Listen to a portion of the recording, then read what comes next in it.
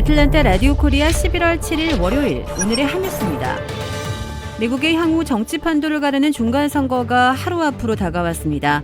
이번 중간선거는 공화당이 상하원을 모두 이기며 의회 권력을 싹쓸이하든지 아니면 민주당이 상원에서 과반을 유지하는지가 관전 포인트입니다. 435명 전원을 뽑는 하원의원 선거는 공화당의 승리가 거의 확실시되며 이제는 얼마나 큰 격차로 이길지에 관심이 쏠리고 있습니다.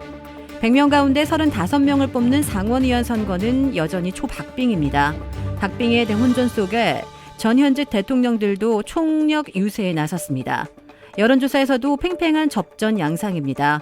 워싱턴 포스트와 ABC 방송이 선거 이틀 전 유권자 705명을 조사한 결과 공화당과 민주당이 각각 50%와 48%의 지지율을 보였습니다. 다만 선거 예측 사이트와 방송은 모두 공화당의 우세를 예상하고 있습니다. 대체로 공화당 승리를 예측한 것은 선거의 승패를 결정할 경합지 판세 때문입니다. 올해 낙태 이슈로 여성 유권자가 결집하는 모습을 보였지만 선거 막판까지 물가 등 경제 이슈가 부상하며 공화당 바람이 강해지고 있습니다. 상원의원 100석은 민주당과 공화당이 50대 50으로 양분하고 있는데 여기서 한 석만 달라져도 주도권이 넘어가게 됩니다.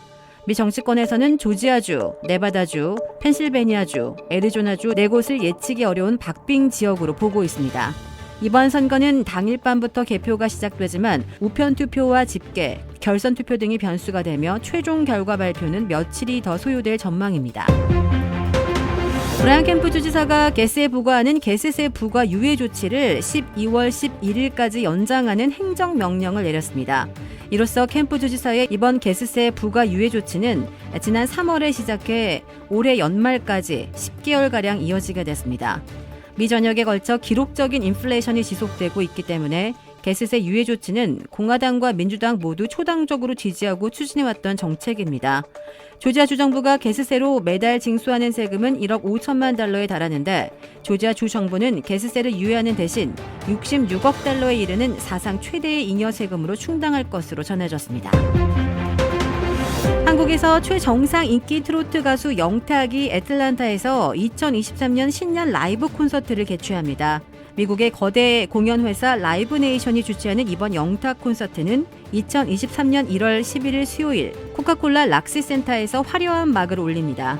이번 콘서트를 주최하는 라이브 네이션은 이번 영탁 콘서트에 대한 공개적인 보도를 미루고 있는 가운데 11월 11일부터 콘서트 티켓 예매를 시작하는 것으로 전해졌습니다. 내년 신년에 열리는 영탁 콘서트 티켓 구매는 티켓마스터.com에서 11월 11일 오전 10시부터 구매할 수 있습니다. 조 바이든 대통령의 최고위급 국가안보수뇌부가 블라디미르 푸틴 러시아 대통령의 최측근과 비밀 내 연쇄회담을 한 것으로 전해졌습니다. 이 같은 회담은 최근 몇 달 사이에 이어졌으며 우크라이나 전쟁을 둘러싸고 러시아의 핵 위협이 고조되는 와중에 이루어진 것입니다. 미국과 동맹국의 여러 당국자에 따르면 제이크 설리번 백악관 국가안보보좌관은 최근 유리 우샤코프 크렘린궁 외교담당 보좌관, 니콜라이 파트루셰프 러시아 국가안전보장회의 서기와 접촉을 했습니다. 회담 목적은 러시아의 우크라이나 전쟁에서 핵무기나 대량 살상 무기를 사용하지 않도록 경고해 확전을 막기 위한 것이었다고 당국자들은 전했습니다. 특히 설리번 보좌관은 백악관 참모 중에서도 러시아와 통신선을 유지하는 것이 필요하다고 여기는 인사입니다. 물론 행정부 내 일부에서 지금과 같은 상황에서는 러시아의 대화가 별로 유익하지 않을 것이라는 시각도 있습니다. 주택 구매뿐만 아니라 커머셜, 웨어하우스, 비즈니스 건물까지 부동산계의 큰손 이주환 부동산. 크레딧 카드 빚 최대 80%까지 탕감. 크레딧은 지켜드리고 빚은 줄여드리는 O3 컨설팅이 오늘의 한 뉴스를 후원합니다. 이상 애틀랜타 라디오 코리아 11월 7일 월요일 오늘의 한 뉴스의 고지선이었습니다.